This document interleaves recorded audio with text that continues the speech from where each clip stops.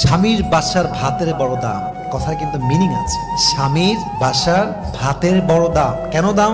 স্বামীর বাড়ির ভাত খেতে হলে স্বামীর খোঁটা সহ্য করতে হয়, স্বামীর মায়ের খোঁটা সহ্য করতে হয়, স্বামীর বাবার ডিসরেসপেক্ট সহ্য করতে হয়, স্বামীর বোনের খোঁটা খেতে হয়, অনেক অসম্মান হজম করতে হয়, স্বামীর গালি হজম করতে হয়।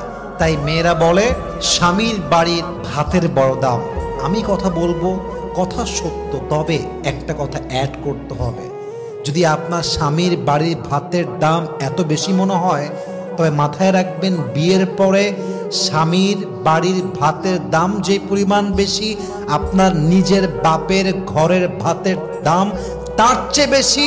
বুঝবেন, জাস্ট তালাকটা নিয়ে বাসায় যান, তাহলে বুঝবেন।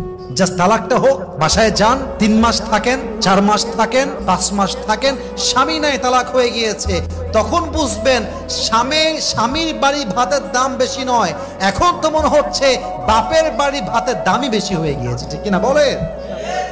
একজন তালাকপ্রাপ্ত মেয়ে লিখেছে, যদি একবার সুযোগ পেতাম, একবার চান্স পেতাম, বাপের বাসা ছাড়তাম, আজীবন লাথি খাই, গুতা খাই, অসম্মান খাই, স্বামীর